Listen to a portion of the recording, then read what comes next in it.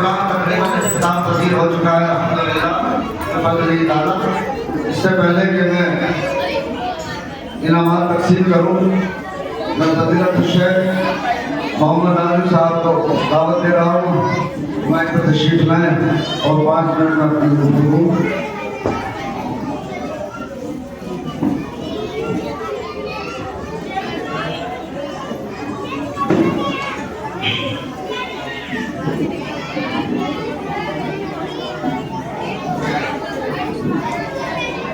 अस्सलामु अलैकुम वरहमतुल्लाहि वबरकातुहू। अल्हम्दुलिल्लाहि रब्बिल आलमीन वस्सलातु वस्सलामु अला रसूलिल करीम अम्मा बअद। अऊज़ु बिल्लाहि मिनश शैतानिर रजीम बिस्मिल्लाहिर रहमानिर रहीम। क़ाल अल्लाहु तबारक व तआला वलौ अन्ना अहलल क़ुरा आमनु वत्तक़ौ लफ़तहना अलैहिम बरकातिन मिनस समाइ वलाकिन कज़्ज़बू फ़अख़ज़नाहुम बिमा कानू यक्सिबून। मुहतरम सदर मोहतरम मुशफ़िक़ मुरब्बी हमारे असातिज़े किराम और उलमाए किराम और मेरी पर्दा माएँ और बहनों, मुझे कोई लंबी चौड़ी तकरीर नहीं करनी है, लेकिन मैं मुनासिब समझता हूँ कि आज के हमारे माशरे के अंदर एक ऐसी चीज़ जिसका हर इंसान मुतलाशी है और होना भी चाहिए मुतलाशी, क्योंकि हर इंसान की ज़रूरत है कि इंसान की ज़िंदगी में बरकतें कैसे हासिल हों। याद रहे कि मुसलमान की ज़िंदगी में बरकतें कैसे होंगी। आज चूँकि हमारे माशरे समाज के अंदर बरकतें हासिल करने के लिए एक ऐसी जिहादत वाला अमल या रवैया अख्तियार किया जाता है जो कि शरीयत से बिल्कुल हट करके है। लोग बरकतें हासिल करने के लिए ना जाने किन किन लोगों के पास जाकर के पीरों, मुर्शिदों, दरगाहों, मज़ारों और ना जाने कहाँ कहाँ जाकर के ताबीरात और दूसरी छुमंतर वगैरह जैसी चीज़ों का सहारा लेते हैं और फिर कहते हैं कि हमारे ना तो घरों में बरकतें हैं ना ही औलादों में बरकतें हैं। बिल्कुल सीधी सी बात है। याद रहे कि ऐसे काम करने के बाद जो शरीयत से बिल्कुल हट करके हैं और फिर ये उम्मीद रखते हैं कि हमारे घरों में बरकतें हासिल नहीं हो रही।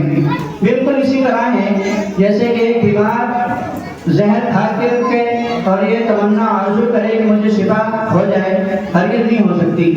हमें वो अमाल अपनाने पड़ेंगे जिसके ज़रिए से हमें बरकतें हासिल हो जाएं।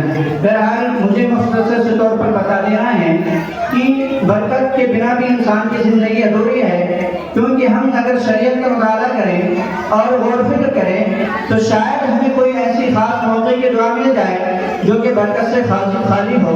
वरना अल्लाह के रसूल जनाब मोहम्मद रसूलुल्लाह सल्लल्लाहु अलैहि वसल्लम ने हर दुआ के अंदर बरकत का लफ्ज़ इस्तेमाल किया। मौका नहीं है, लेकिन मैं फिर भी इख्तिसास के तौर पर आपको बता देता हूँ कि अगर इंसान दूसरे इंसान से मुलाकात करता है तो अस्सलामु अलैकुम वरहमतुल्लाहि वबरकातुहू कहता है। इसी तरह अगर हम गौर फिक्र करें, इंसान की ज़रूरत ज़िंदगी के अंदर बहुत सारे ऐसे मौक़े आते हैं जहाँ अल्लाह रब्बुल आलमीन से वो दुआ इस्तिग़ासा करता है तो वहाँ भी लफ्ज़ वबारिक ली इस तरह की दुआ करता नजर आता है। बहरहाल अगर खाने की दावत हो या उसके अलावा भी कोई दावत हो या किसी ने खाना खिलाया है, कुछ कराया भी है, यहाँ तक कि अगर हम नमाज भी पढ़ते हैं दरुद शरीफ के अंदर भी गौर करें तो उसमें भी कमा ताला इब्राहिम जैसे लफ्ज़ हमें और आपको सुनने को मिलते हैं। बहरसूरत बरकत हमारी ज़िंदगी में बहुत ज़रूरी है, लेकिन याद रहे कि बरकतें हासिल कैसे हासिल होती हैं। आखिर कौन से ऐसे अमाल हैं जिससे बरकतें हासिल हो जाएं, या हमारा घर जो खास तौर मैं अपनी माँ और बहनों से कहना चाहता हूँ जो सुबह से लेकर शाम तक अपने घरों से निकलती हैं और ऐसे लोगों का रुख करती हैं जो ईमान को बिल्कुल झंझोड़ देता है, जो ईमान को खत्म कर देता है। सुबह से लेकर शाम तक न जाने किसी ऐसे आलिमों, पीरों और न जाने कैसे बाबाओं के पास जा करके अपनी हाजतें और मुश्किलें रखती हैं। हालांकि शरीयत ने बताया کہ ان سے برکت حاصل نہیں ہوتی. برکتیں کہاں حاصل ہوتی ہیں؟ آئیے سب سے پہلا اعمال دیکھتے ہیں. جہاں اللہ رب العالمین نے فرمایا کہ اگر زندگی میں برکتیں حاصل کرنا ہے تو پھر اس بات کو مضبوط سے تھام لو. اللہ رب العالمین نے کہا وَلَوْ أَنَّ أَهْلَ الْقُرَىٰ آمَنُوا وَاتَّقَوْا لَفَتَحْنَا عَلَيْهِمْ بَرَكَاتٍ مِّنَ السَّمَاءِ. اگر یہ لوگ ایمان لانے کے بعد اپنے ایمان کے اندر پختی پیدا کر لیتے, اپنے اندر تقوی پرہیزگاری اختیار کر لیتے, تو ہم زمین و آسمان سے برکتیں نازل فرما دیتے. بتائیے لگا کلمہ توحید کے بعد اپنے آپ کو نیک عمل بنانا, اپنے اندر حسن پیدا کرنا, اپنے اندر اللہ کا ڈر پیدا کرنا بہت ضروری ہے. یہ اگر ہے تب تو ہمیں برکتیں حاصل ہوگی. اگر اللہ رب العالمین کا ڈر ہمارے دلوں میں نہیں ہے تو ہمیں لاکھ کوشش کر لیں, ہماری زندگی میں برکتیں حاصل نہیں ہو سکتی. دوسرا عمل ہے تعلق بالقرآن. اگر ہمارا تعلق قرآن کے ساتھ مضبوط ہے تو اب تو ہماری گھروں میں بھی برکتیں ہیں. اگر ہمارا تعلق قرآن سے مضبوط نہیں ہے تو ہمارے گھر برکت والے نہیں ہو سکتے. اس کے لیے ہم غور کریں, اپنا احساس کریں کہ تلاوت قرآن سے ہمارا کتنا لگاؤ ہے. پورے کے پورے گھرانے آپ کو ایسے ملیں گے جس میں کوئی پڑھنا نہیں جانتا, دادی ہوں پردادی ہوں یا اور بھی ہوں, ماں بہن ہوں, خاص کر قرآن پڑھنا نہیں جانتی, بالکل علم سے نابلد ہیں, ان کو بالکل پڑھنا نہیں آتا, سمجھنا تو دور کی بات قرآن کی تلاوت تک کرنا نہیں آتا. اسی طرح تیسرا عمل ہے بڑوں کا ادب. ابھی آپ کے سامنے ایک مکالمہ پیش کیا گیا, ڈرامہ پیش کیا گیا. یہاں پر دیکھیے بڑوں کا ادب بہت ضروری ہے.